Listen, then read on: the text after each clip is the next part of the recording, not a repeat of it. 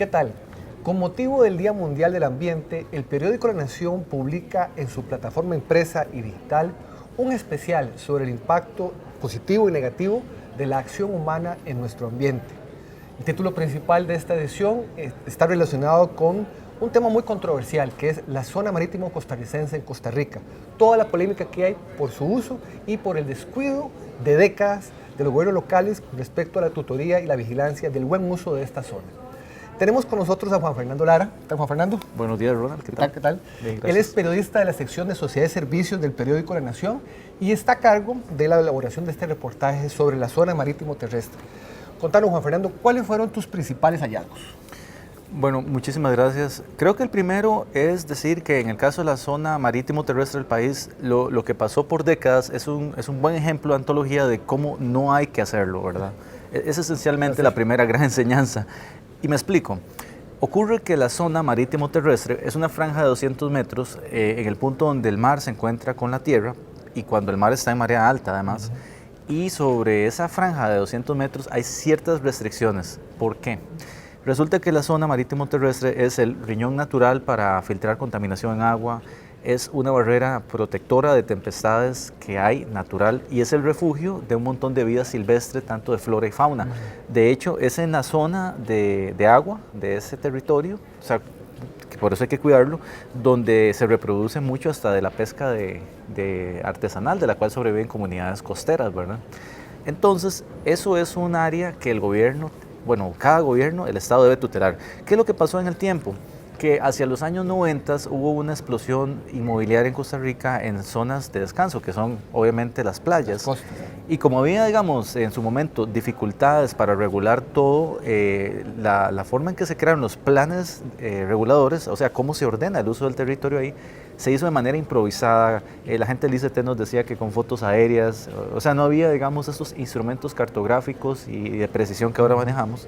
Y muchas veces, y aquí viene el reproche a la oficialidad, terceros terminaron con la anuencia de municipalidades y de rectorías en el gobierno, ICT, INBU, MINAE, permitiendo que esos terceros con intereses claramente económicos comerciales elaboraran los planes reguladores. ¿Cuál es el problema de eso? Que hay en este momento, en un país que tiene 1.228 kilómetros de costas, un picadillo de planes reguladores para pedacitos de cantón que es costero y no para todo, digamos, el uso del territorio que está en cada uno de los 20 cantones del país que tienen costas. Es un, digamos, ordenamiento, si cabe, entre comillas, fraccionado y herencia de una práctica indebida. La misma Procuraduría General de la República, que actúa como abogado del Estado, en el año 2005 paró de golpe esa práctica mediante la cual terceros podían asumir, digamos, el papel que debía ejercer la oficialidad, ¿verdad? Que es crear el plan regulador. Y dijo, se acaba esta práctica, nunca más un tercero con intereses claramente, digamos, comerciales va a hacer planes reguladores. Los hace la municipalidad y lo ayuda en el proceso del ICT, del INBU, quien sea, pero no lo puede hacer un tercero. Lo que pasa es que ya el daño estaba hecho, ¿verdad? Entonces, Juan Fernando, quiere decir, vamos a ver, que existe una zona llamada zona marítimo terrestre, que va desde la que llaman Pléyades, ¿verdad? Donde termina, digamos... La pleamar, sí, exactamente. La pleamar, perdón, la pleamar. Que es el punto, la pleamar es cuando, digamos, la marea alta está en su punto más alto. Entonces, ahí es el punto de partida de esa zona. Y se interna 200 metros en el tierra territorio. Adentro, ¿verdad? Exactamente. En esa zona no se puede construir, en teoría. Bueno, no se puede construir en los primeros 50 metros, que es lo que se considera, digamos, la zona, es un bien de manial, es de acceso público y es donde la zona pública. donde se localizan las playas, ¿verdad? Y es de muy restringido uso y bajo concesión el territorio que sigue, los siguientes 150 metros.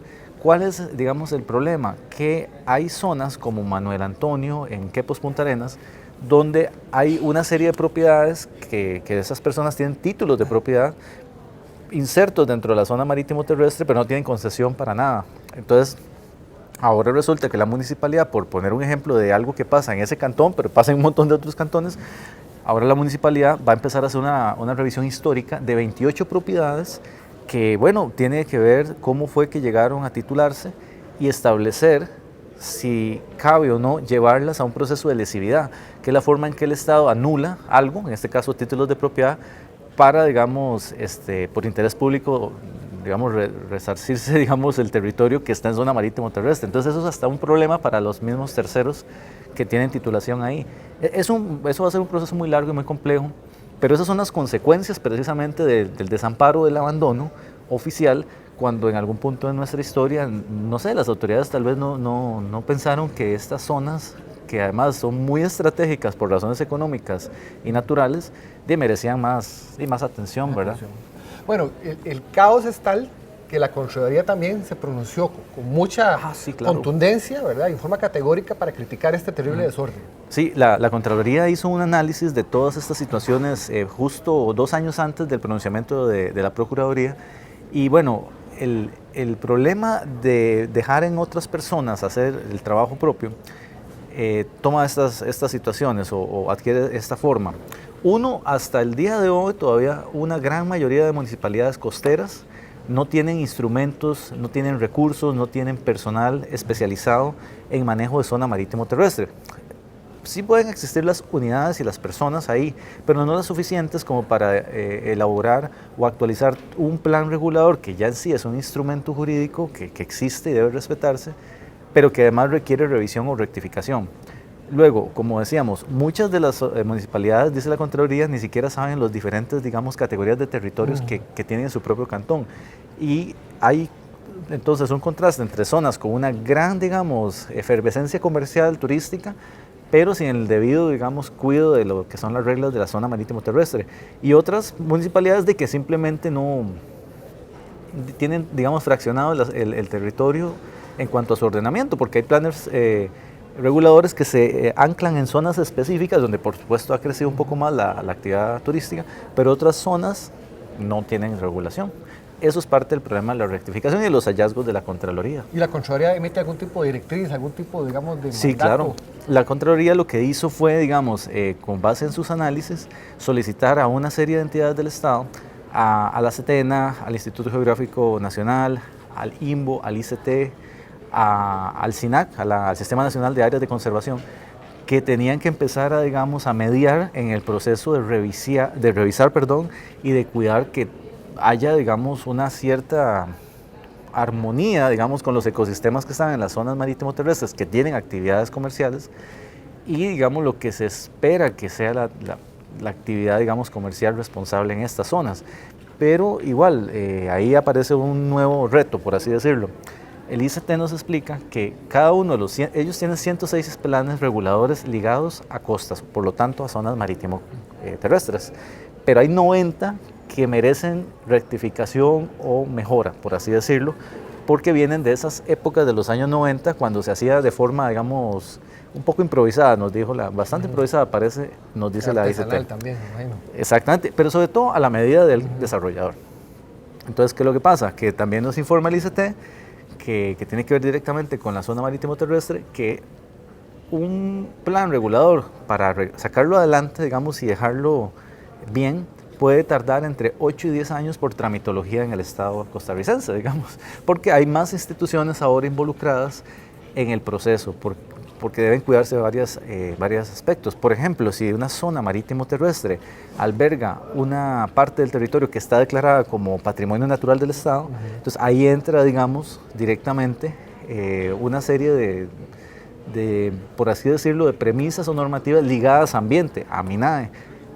Si no es así, pues no entra necesariamente, pero sí, digamos, es un proceso de trámites y revisiones donde los propios gobiernos locales hasta reclaman de las instituciones rectoras en la materia, que a veces se sienten contradictorias, digamos, las directrices, y que además son algo que les obliga, digamos, a ellos a cumplir, y el reclamo de las municipalidades no es que tengan que cumplirlo, es que a veces perciben que son reglas de juego que no toman en cuenta particularidades de cada una de las municipalidades con costas.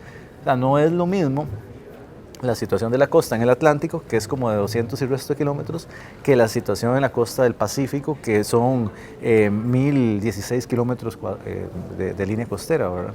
Entonces es como un gran reto. Un gran reto, claro, y bueno, y si están estos plazos para poder revisar y reelaborar los planes de desarrollo, los planes reguladores.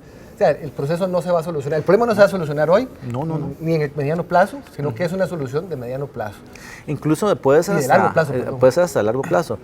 Cualquier persona que hoy se acerque a la entrada del Parque Nacional Manuel Antonio en Quepos, para que ustedes mismos saquen sus propias conclusiones, antes de entrar a ese parque, por esa entrada, primero tiene que atravesar una suerte de 2 vías de acceso que están cercadas por comercios y hoteles completamente en una zona que nos había explicado el Ministerio de Ambiente, es zona de contención del Parque Nacional, porque entonces hay una situación bastante interesante. Hay una serie de propiedades en zona marítimo terrestre que además están situadas a la entrada de un parque nacional en la zona de contención de ese parque nacional. Entonces eso le da a usted una idea y un ejemplo de cuán profundo, digamos, cuán complejo y cuán profundo, digamos, fue el descuido, digamos, la pifia histórica país, por así decirlo. Bueno, Juan Fernando, me imagino que ese va a ser el reto para 20 cantones que tienen costas. Que tienen costas, sí. Es el gran reto, uno de los grandes retos que tiene ahora todo este grupo de gobiernos locales, de tratar de actualizar y de tratar de poner orden, tomando en cuenta, me imagino, aspectos de derechos adquiridos, de jurisprudencias que hubo antes de que existieran los planes reguladores. Toda la revisión de cada caso que sospechen que podría estar en una situación de incumplimiento, y además el gran reto también, no solo de los gobiernos locales, sino de las propias autoridades nacionales, ministerios e instituciones autónomas que tienen que ver con el tema, porque ellas también son las rectorías. Entonces también dependerá de ellas cómo marcan o cómo guían, digamos, a los gobiernos locales que estos puedan, digamos, lograrlo, además de sus problemas que dicen tener de falta de recursos y personal para en sí, digamos, actualizar o mejorar los planes reguladores que ahora tienen que rectificar. Así es. Bueno, pues muchas gracias, Juan Fernando. Muchísimas gracias. Y muchas gracias a ustedes por acompañarnos. La Nación va a estar muy pendiente del desarrollo de este tema, así que los invitamos a estar con nosotros, tanto en nuestra plataforma impresa como digital. Soy Ronald Matute, hasta el próximo contacto.